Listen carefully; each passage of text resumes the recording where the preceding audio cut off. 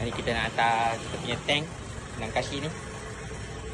Yo yo yo ho ho.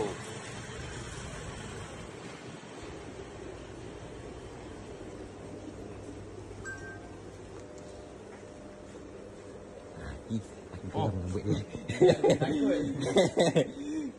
Cantik tak? Ah, gitu. 6 kaki tau. Kita nak hantar ke rumah customer. Tiba.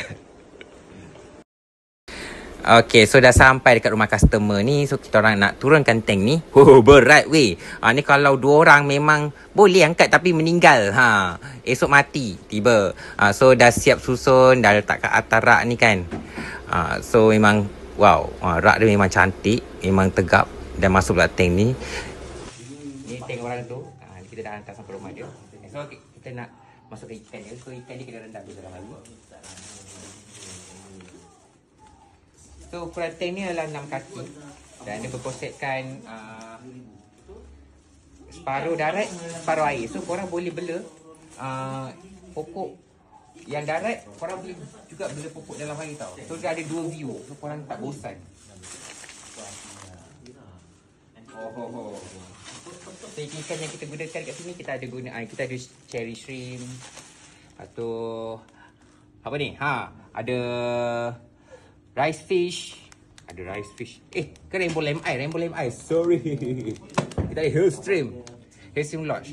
Hillstream Lodge ni dia agi ikan terbaik serius. Korang kena beli. Kalau korang tak ada. Kita ada Southern Blue Eye.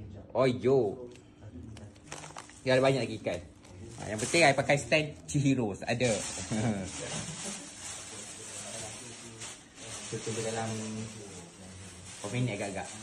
Setahun baru kita lepaskan je.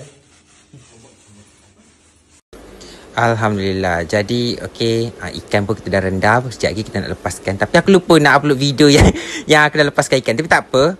Cuma aku nak tunjuk korang tank ni. Nampak cantik kan. Customer ni kata sangat berbala sebab dia memang nak konsepkan nampak hijau-hijau yang boleh buat dan dia rasa tenang bila masuk rumah. Jadi untuk next nanti aku akan share full tank dia dah grow pokok macam mana. Okeylah, tu yang aku tunjuk. Bye.